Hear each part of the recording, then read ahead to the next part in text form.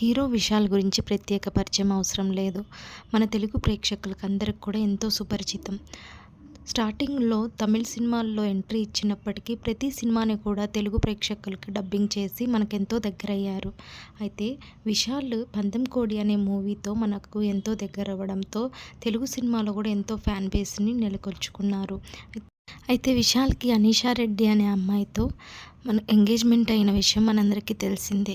అయితే తొందరలో వాళ్ళు వివాహం చేసుకోబోతున్నారు అన్న టైంలోనే వాళ్ళిద్దరు విడిపోతున్నారన్న న్యూస్ హల్చల్ చేసింది. అయితే ఆ తర్వాత సింగిల్‌గానే ఉన్నారు.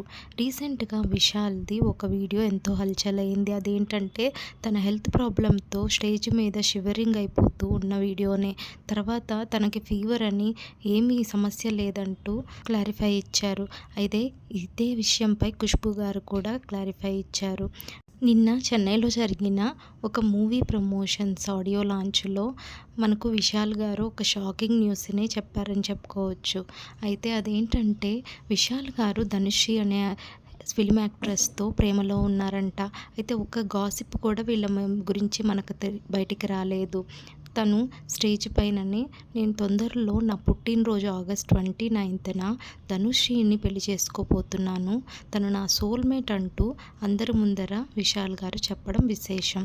విశాల్ గారికి మరియు ధనుశ్రీ గారికి 12 ఇయర్స్ ఏజ్ గ్యాప్ ఉంది. ప్రేమకు ఇదేది సాటి కాదు అని వాళ్ళిద్దరు తొందరలో ఒకటి కాబోతున్నారు. ఆల్ ది బెస్ట్ వాళ్ళిద్దరికీ.